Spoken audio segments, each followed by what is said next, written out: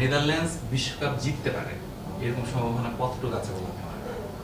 মানে যদি আপনি রিয়েলিস্টিকলি বলেন, হ্যাঁ, তাহলে তো বলতে হয় যে চান্স একটু কম, হ্যাঁ, প্রবাবিলিটি কম, যেহেতু আপনার আর্জেন্টিনা, ফ্রান্স, জার্মানি এইসব টিমের মতন হেভিওয়েট টিমস আছে যারা অলরেডি ওয়ার্ল্ড কাপ জেতার এক্সপিরিয়েন্স আছে।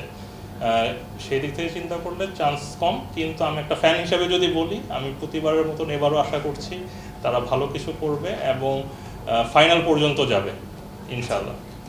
মরক্কোর সাথে আসলে নেদারল্যান্ডস ডু অর ডাই, এখানে কোনো মানে কোনো ড্র হবে না, যে কোনো একজনকে জিততে হবে, যে কোনো একজন চলে যাবে। এই ম্যাচটির ফলাফল কি হতে পারে বলে আপনি আশা করছেন?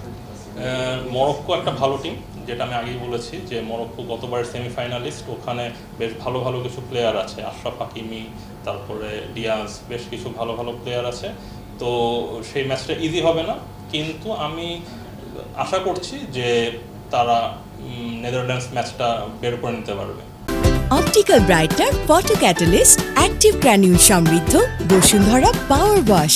আচ্ছা, যদি নেদারল্যান্ডস ফাইনালে যায় শেষ পর্যন্ত, প্রতিপক্ষ হিসেবে আপনি কাকে যাবেন? আমি অলরেডি ড্র মোটামুটি ঘাটাঘাটি করা হয়েছে। আমার হচ্ছে গ্রুপের রাইট সাইডে, মানে লেফট সাইডে যদি আমার নেদারল্যান্ডস থাকে, রাইট সাইডে হচ্ছে আর্জেন্টিনা, ব্রাজিল আছে। তো যদি নেদারল্যান্ডস ফাইনাল পর্যন্ত পৌঁছায়, আমি অপর সাইড থেকে এক্সপেক্ট করব বা চাবো হচ্ছে আর্জেন্টিনা যাতে আসুক। এর কারণও আছে, গত বছর ওয়ার্ল্ড কাপে, কাতার ওয়ার্ল্ড কাপে কোয়ার্টার ফাইনালে এই আর্জেন্টিনার কাছে পেনাল্টি শুটআউটে হেরেই নেদারল্যান্ডসের বিদায় হয়েছিল। সেই ম্যাচে আমি ফিজিক্যালি কাতারে লুসাইল স্টেডিয়ামে ছিলাম, ম্যাচটা দেখেছি। লাখো কি বলে 80,000 ক্যাপাসিটির স্টেডিয়ামে হচ্ছে 5,000 ছিল হচ্ছে নেদারল্যান্ডসের সাপোর্টার, তাদের ভিতরে আমি একজন ছিলাম।